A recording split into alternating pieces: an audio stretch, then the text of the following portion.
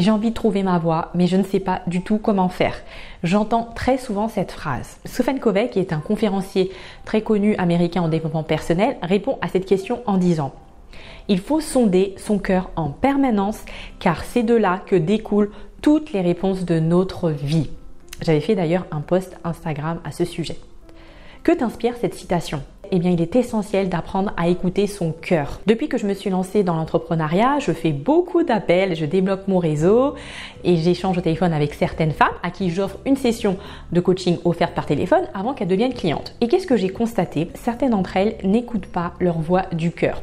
L'une de mes forces, eh bien, c'est de pouvoir poser des questions puissantes pour sonder tout ce que la personne a au fond d'elle.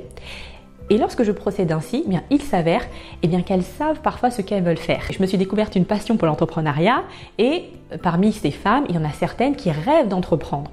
Et que se passe-t-il dans la réalité? Eh bien, c'est que certaines d'entre elles ne prennent aucune décision leur permettant d'écouter leur voix du cœur. Et quelle est la finalité à cela? Eh bien, c'est qu'elles sont frustrées et que parfois elles ont même des manifestations physiologiques puisque notre corps nous envoie des messages. Que faut-il faire pour pallier à cela?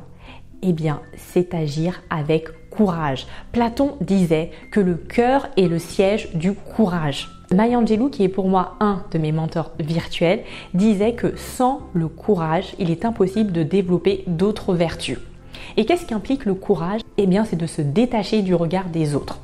Alors, comment faire pour pouvoir apprendre à écouter la voix du cœur? Parce que oui, cela s'apprend. Nous vivons dans une ère de rapidité où nous sommes sursollicités en permanence. Et pour apprendre à écouter la voix du cœur, il est important de ralentir, d'avoir un temps pour soi pour se reconnecter à ses propres besoins. D'une manière très pratique, j'avais déjà fait une vidéo à ce sujet, je me suis inspirée du Miracle Morning d'Al Elrod depuis 2 ans et qui m'a appris à écouter la voix du cœur en ayant quelques activités holistiques. Et que se passera-t-il lorsque tu auras appris à écouter la voix du cœur? Eh bien, tu pourras prendre des décisions rapides qui seront alignées avec tes valeurs et tes aspirations les plus profondes. Et toi, es-tu prête à écouter la voix du cœur pour exercer un métier qui te ressemble?